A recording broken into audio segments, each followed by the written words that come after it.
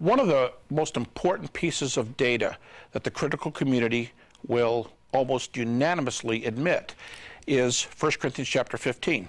Now, in the first two verses, Paul has just said, I came to you, Corinthians, I preached to you the gospel. That's when he came there in person and preached orally. We're talking about 51 AD. And he said, I preached the words of the gospel, and if you believe those, you're saved. And if you're not believing them, you're not.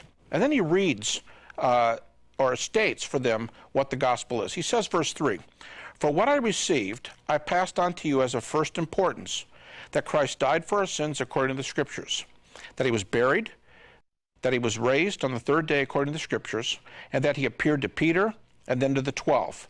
And then he lists some other appearances, and he says, last of all, he appeared to me. So this is one of the clearest, if not the very clearest, accounts of the nature of the gospel in the New Testament. Now, why is this taken so seriously? First of all, it's in a book that is unanimously written, thought to be written by the Apostle Paul. Why is that? Well, as one scholar said, we don't even need to discuss Pauline authorship here. Internal and external evidence is so strong. Well, like what? You know, by 100 AD, just before 100, Clement, 95 AD, just after 100, Polycarp, about 107, Ignatius, about 110. Those three men writing 9 short epistles, that is an incredible amount of attestation from sources outside of Paul to the authority of Paul. That's just one of the many reasons people will admit, even skeptics, that Paul, as an apostle, believed he saw the risen Jesus. And so when he said, Christ died for our sins according to the Scriptures, was buried and rose again the third day, we have to take him seriously for this reason.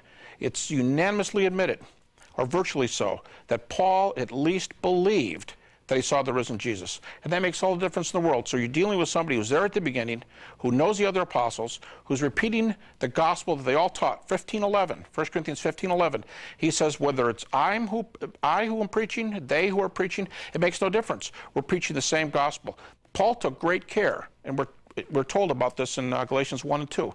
He took great care to ascertain that this is the same gospel the disciples were preaching. C.H. Dodd says this.